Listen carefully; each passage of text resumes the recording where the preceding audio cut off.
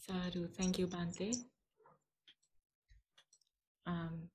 So next, I feel like you've given us many mini Dhamma talks today already, but next up we have the official Dhamma talk on the last three factors of the Noble Eightfold Path.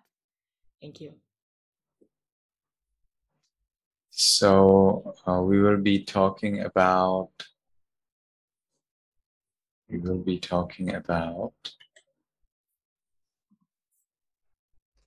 the last three factors, right? Yes. Last three factors of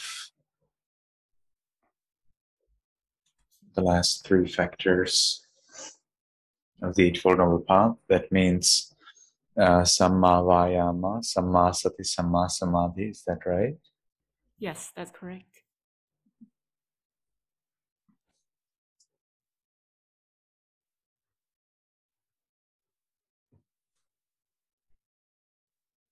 So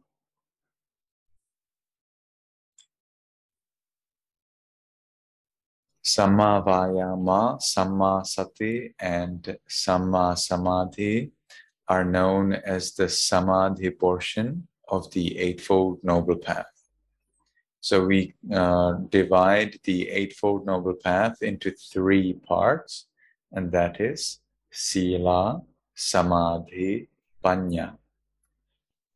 Sila means ethics, following rules. Samadhi is meditation. Panya then is wisdom, the outcome of the two, of following the precepts and meditation. So Samadhi involves all of the three: Samma Vayama, Samma Sati, Samma Samadhi.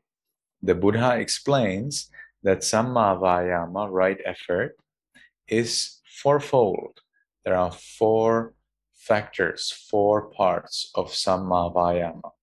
First, that we make effort to avoid evil thoughts, speech, and action. And that's not to avoid evil thought, speech, and action of others. No, it's to avoid speech and action, evil thought, speech, and action from us. So we make efforts so that we ourselves never think, never speak, never act in a way that will harm ourselves or others. Second of the four is making effort to remove whatever are the evil thoughts, speech, and action that we are engaging in. So this is most importantly related to our bad habits. The third kind of effort that we need to make is to dedicate ourselves to seek, to start good thought, speech, and action. And the fourth kind of effort is when we maintain, increase, develop the good thought, speech, and action that we already engage in. So these are the four kinds of right effort. First, avoid evil. Second, remove evil that's present. Third, start, seek that what is good. And the fourth one, increase and develop the good that we are already doing. So this is Samma Vayama. Then we have Samma Sati, the right mindfulness. The Buddha specifically explained that right mindfulness is mindfulness of the body, of feelings, of mind, and of the phenomena. Phenomena such as the body and the mind. But also phenomena include what we include what is inside and include what is outside. So inside, eye, ear, nose, tongue, body, and mind. And they come into contact with the visible, audible, olfactory, then gustatory, and tactile, and then mental objects. So there are objects outside that are related to one of the senses, and when they come to the contact with the senses, we should know the sense, the object, and we also should know the contact, and also the fetter or the defilement of mind that arises because of the contact. So those are all phenomena that need to be observed as mindfulness. So there are 22 kinds of mindfulness practice, and all of them count as right mindfulness. So there are 14 practices of observing the body, namely observing the breath, observing our postures, observing our activities, observing 32 parts of the body, observing the 4 elements, and 9 practices in a charnel ground. Charnel ground is a kind of cemetery where dead bodies are just thrown away. They're not buried, they're not burned, they're just there decaying. Monks are supposed to go to a charnel ground and to meditate there. Observe how the bodies there decay and realize that the body of the monk will also decay like that. So this is meditation on the body. Meditation on feelings is of 2 kinds. The Buddha speaks of it as 1 kind, but I like to divide it into 2 kinds so it's easier to understand. Observing and understanding and accepting pleasant, unpleasant, and neither pleasant nor unpleasant feelings. Those are 3. The second part or second kind of meditation on feelings involves observing these 3 kinds of feelings and further dividing each into 2, whether they're combined with a mental defilement or not. So when we have a pleasant feeling, we can have the pleasant feeling and not be attached to it. Or we have a pleasant feeling and we are attached to it. We can have an unpleasant feeling and be disappointed. We could say maybe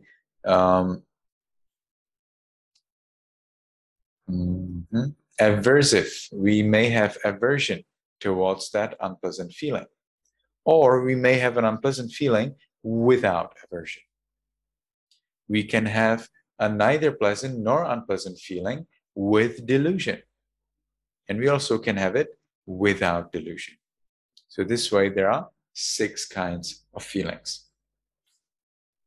So this is the second type of meditation on feelings. Then we have 1 type of observing mind. In that case, we label or we understand all of our mental processes, any and all of our mental processes, as one of the 16 types. So we just have to categorize. Whatever is there in the mind, we need to throw it in one of the boxes. Think of the 16 as 16 boxes. And whatever is there in the mind, we sort it out into these boxes. So the boxes are greed, non-greed, hatred, non-hatred, delusion, non-delusion, laziness, restlessness, attainment of material absorptions, non-attainment of material absorptions, attainment of immaterial absorptions, non-attainment of immaterial absorptions, calm, non-calm, liberation, non-liberation. So whatever is happening in the mind, we need to clearly understand which of these 16 types it is. And everything and anything that happens in the mind can be labeled as one of these 16. All right.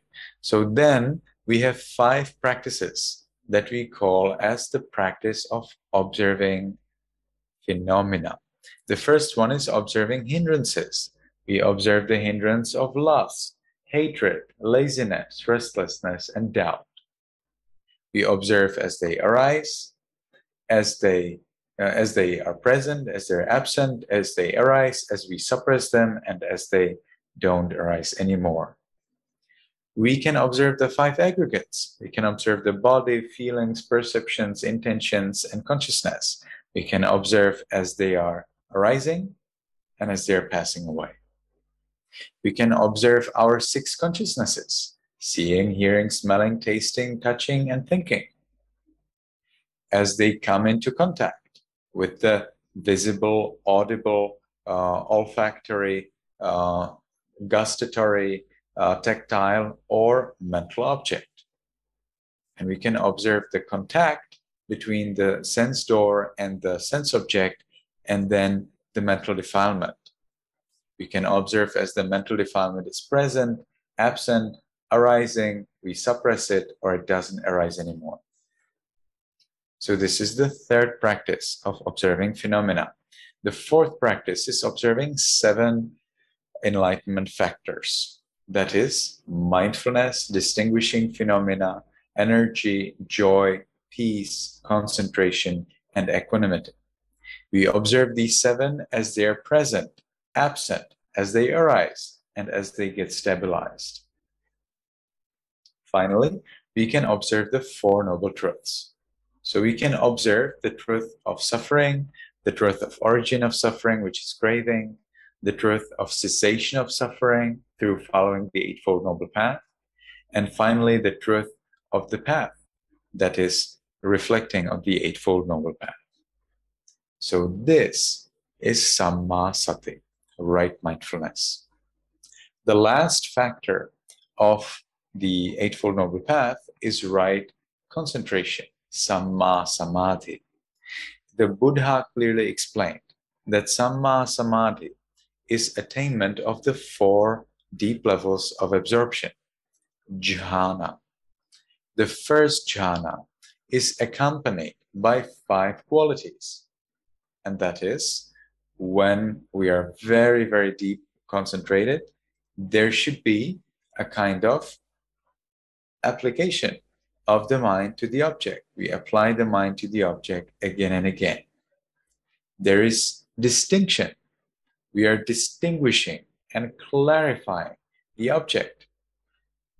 We also call it the sustained thought, because the mind is sustaining itself on the object through making it clear and more obvious.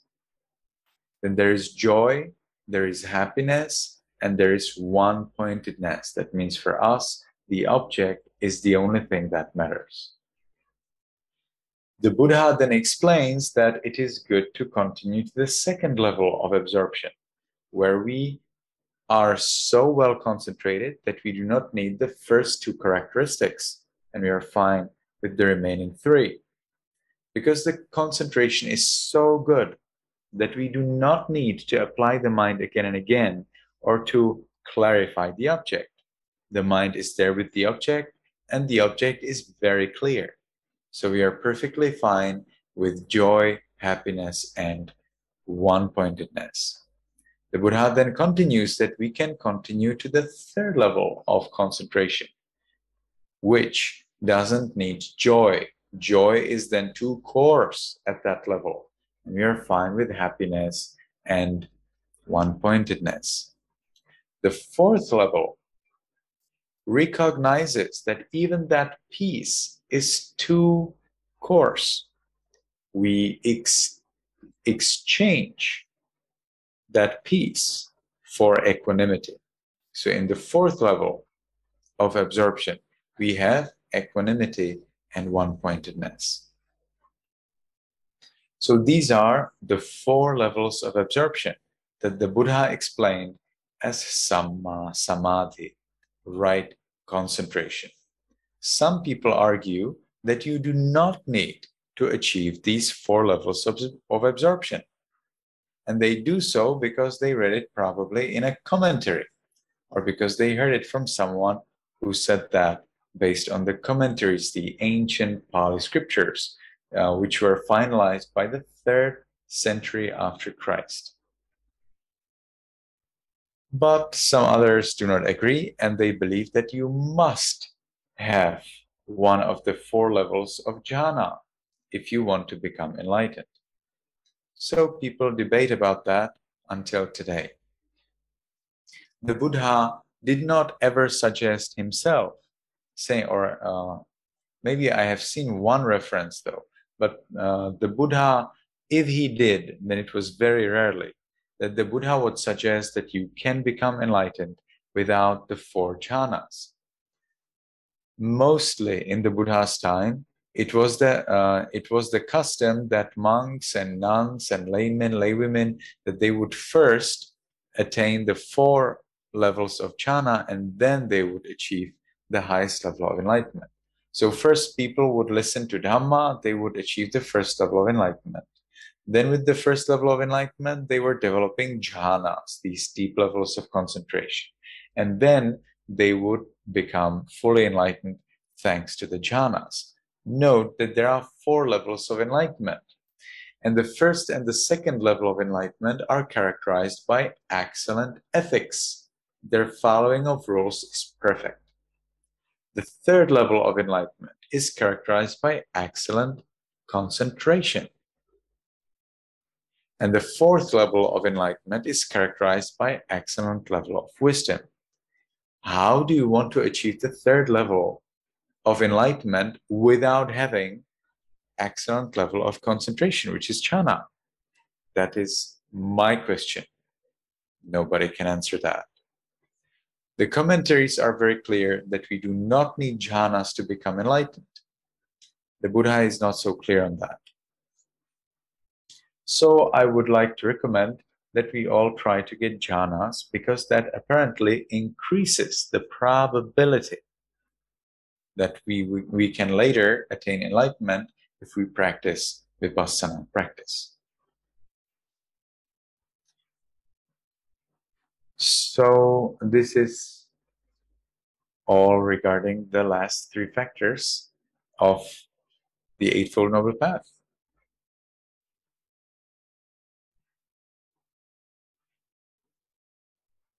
Sadhu, sadhu, sadhu.